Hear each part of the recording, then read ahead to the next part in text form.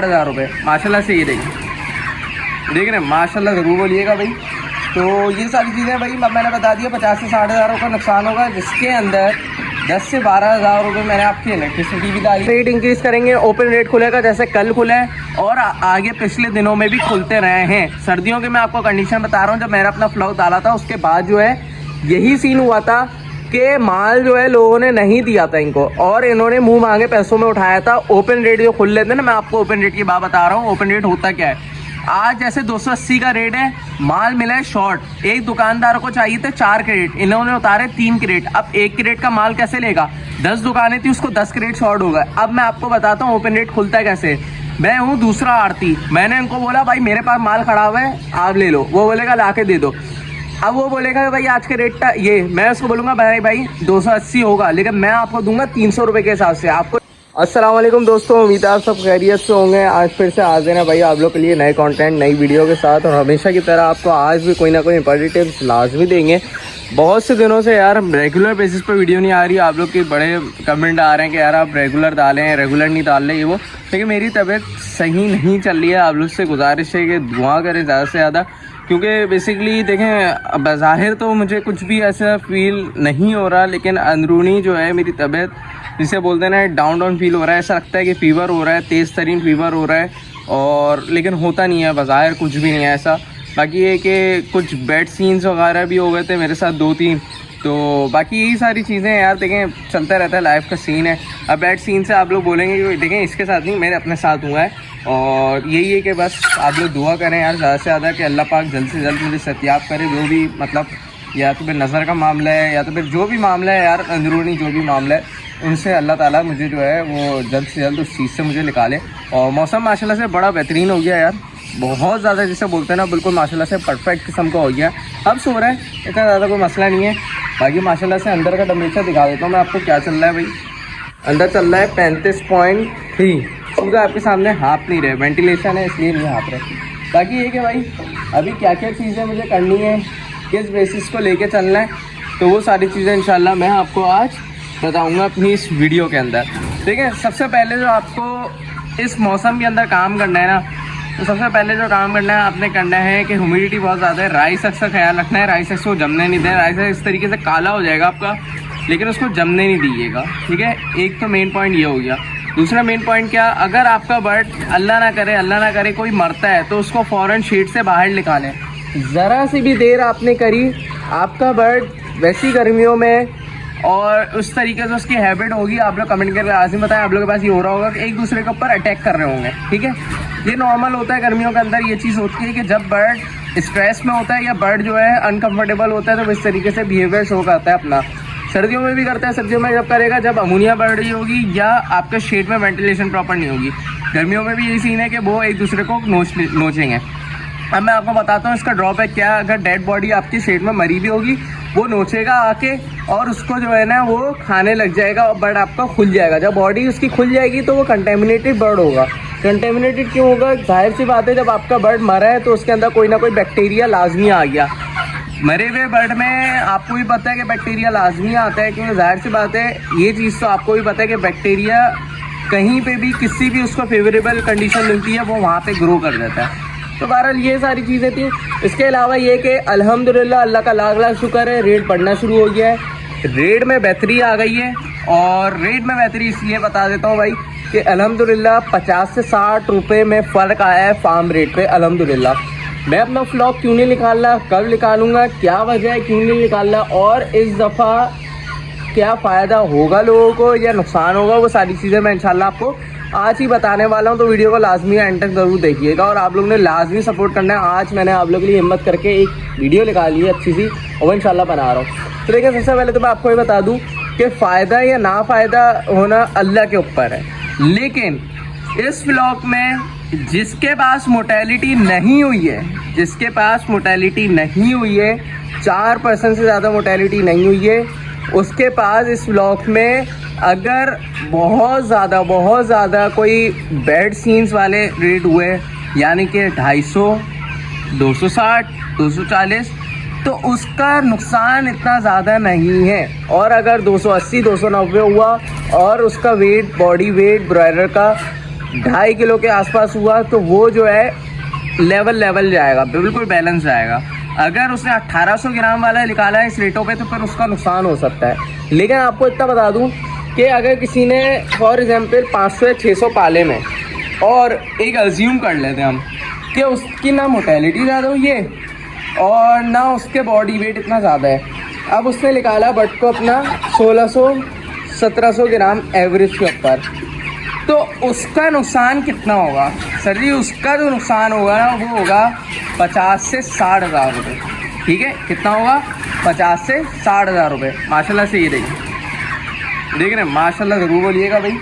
तो ये सारी चीज़ें भाई मैंने बता दिया, 50 से 60 हज़ार का नुकसान होगा, जिसके अंदर 10 से 12 हज़ार रुपये मैंने आपकी इलेक्ट्रिसिटी भी डाली दी है, जिसके अंदर मैंने आपके 15 बैग राइस के डाल दिए, क्योंकि जाहिर सी बात है गर्मियाँ हैं भाई, राइस चेंज करने होते हैं, उसकी भी कॉस्टिंग लगा दी, मेडिसिन की भी कॉस्टिंग लगा दी, वैक्सीनेशन की कॉस्टिंग लगा दी। इस हिसाब से मैंने आपको बता दिया कि 50 हज़ार का आपका नुकसान हो सकता है। लेकिन पहले फार्म रेट था 220, फिर हुआ 230, फिर हुआ 240, फिर अचानक शूट हुआ 266 पे, और फिर अब अल्हम्दुलिल्लाह अल्लाह का लाख लाख शुक्र है कि अब आया है 280 का आज फार्म रेट खुला है, और अभी तक फाइनल नहीं हुआ है। कल भी ऐसी हुआ है कि कल जो फार्म रेट खुला था वो खुला था 256 पे, और डायरेक्ट 10 रुपये पड़े थे रात में, आधी रात को। माल हो सकता है शॉर्ट हो गया होगा, क्योंकि जाहिर सी बात है, देखिए मैंने हमेशा से बोला है कि अगर इस तरीके से बदमाशी चलते रही, इस तरीके से रेट खुलते रहे, तो कोई भी फार्मर अपनी मुर्गियां नहीं देगा। इस कंडीशन में अगर कोई फार्मर दे रहा है तो मेरी गुजारिश है छोटे फार्मरों से कि बराए मेहरबानी भाई चंद मुर्गियां निकालें, चंद मुर्गियां, अपना पूरा माल इनको ना दें, अपना पूरा माल ना दें। मैं आपको बोल रहा हूँ कि आड़तियों को अपना पूरा माल अभी इस वक्त ना दें। रेट इंशाल्लाह इंक्रीज़ होगा, 3 दिन का समय कर लें, हफ्ते इतवार को निकालने भले, लेकिन अगर आप इस कंडीशन में खड़े हुए कि कल परसों अपना माल निकाल लें तो बराए मेहरबानी भाई 3 बैग और फीड के खिला लो, लेकिन 3 दिन का सब्र कर लो, इनको माल नहीं देना। जब तक इनको माल मिलता रहेगा, साफ सी बात है कि ये जो है अब रेट नहीं इंक्रीज़ होगा। माल जैसे ही इनको नहीं मिलेगा ये अपना रेट इंक्रीज़ करेंगे, ओपन रेट खुलेगा जैसे कल खुला है और आगे पिछले दिनों में भी खुलते रहे हैं। सर्दियों के मैं आपको कंडीशन बता रहा हूँ, जब मैंने अपना फ्लॉक डाला था उसके बाद जो है यही सीन हुआ था कि माल जो है लोगों ने नहीं दिया था इनको, और इन्होंने मुंह मांगे पैसों में उठाया था। ओपन रेट जो खुल लेते हैं ना, मैं आपको ओपन रेट की बात बता रहा हूँ। ओपन रेट होता क्या है, आज जैसे 280 का रेट है, माल मिला है शॉर्ट, एक दुकानदार को चाहिए थे 4 क्रेट, इन्होंने उतारे 3 क्रेट। अब 1 क्रेट का माल कैसे लेगा? 10 दुकानें थी, उसको 10 क्रेट शॉर्ट हो गए। अब मैं आपको बताता हूँ ओपन रेट खुलता है कैसे। मैं हूँ दूसरा आड़ती, मैंने इनको बोला भाई मेरे पास माल खड़ा हुआ है, आप ले लो। वो बोलेगा ला के दे दो। अब वो बोलेगा भाई आज के रेट का ये, मैं उसको बोलूँगा भाई 280 होगा, लेकिन मैं आपको दूंगा 300 रुपये के हिसाब से, आपको चाहिए तो आप मुझे बताओ। अब वो मजबूर है। मजबूर क्यों है? उसको होटल पे आगे देना है, उसको आगे जो है वो दूसरी दुकानदारों को देना है, उसको आगे जो है वो अपने कस्टमरों को बेचनी है मुर्गी। जाहिर सी बात है कि अगर दोपहर में मुर्गी ख़त्म हो गई तो वो दोपहर में जाएगा नहीं, वो इधर उधर तलाश ज़रूर करेगा।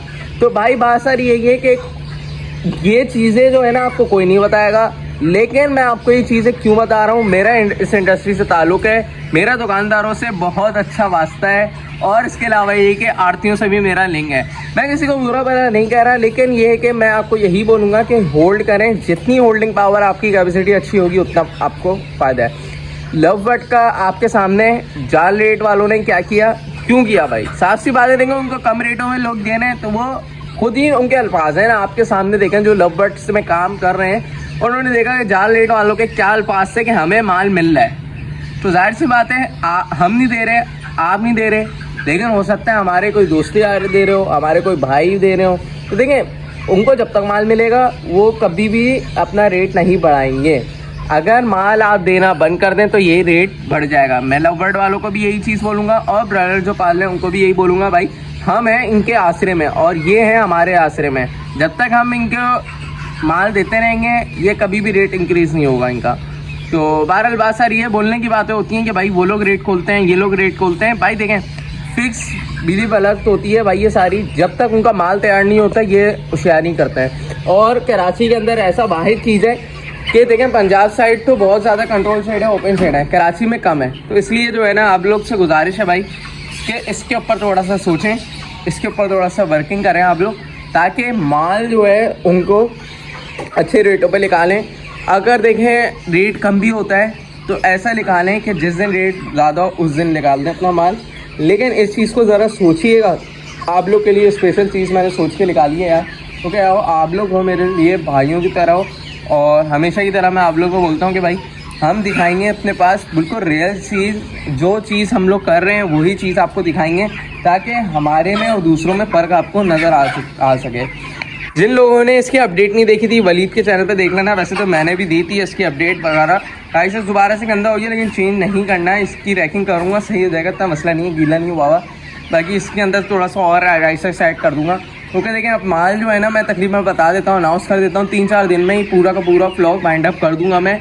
अब लोग बोलेंगे कि अभी आप बोल लेते हैं कि रेट जो है वो इसको नहीं देना। देखें 3-4 दिन में जिस तरीके से माल अब एक्सपेक्टेशन है बढ़ रहा है, तो अल्हम्दुलिल्लाह अल्लाह का शुक्र है कि मुझे उम्मीद है अल्लाह पाक से और आप लोग की दुआओं से इंशाल्लाह हफ्ते वाले दिन या इतवार वाले दिन जब भी मैं निकालूंगा माल, और जब भी आप लोगों का निकलेगा इंशाल्लाह, तो माल अच्छी रेटों पे निकलेगा इंशाल्लाह। एक्सपेक्टेशन यही है कि 300 या 300 प्लस इंशाल्लाह विद इन 3 to 4 डेज़ इंशाल्लाह हो जाएगा। क्यों? क्योंकि आपको पता है फीड के रेट भी इंक्रीज़ हो गए हैं 150 पर बैग। और एक न्यूज़ चल रही है यार कि फार्मर के ऊपर टैक्स लगने वाला है, तो वो भी इंशाल्लाह मैंने पता किया है अभी बड़े बड़े फार्मर से। तो देखिए वो तो एक न्यूज़ है, लेकिन जब तक मुझे एक कंफर्मेशन नहीं हो जाती मैं उसका अनाउंसमेंट नहीं कर सकता, मैं आप लोग से शेयर नहीं कर सकता कि उसकी बेसिकली एक क्या चीज़ है। तो अभी 2-3 फार्मर्स से जो है वो कांटेक्ट किया है, कराची से भी, पंजाब से भी।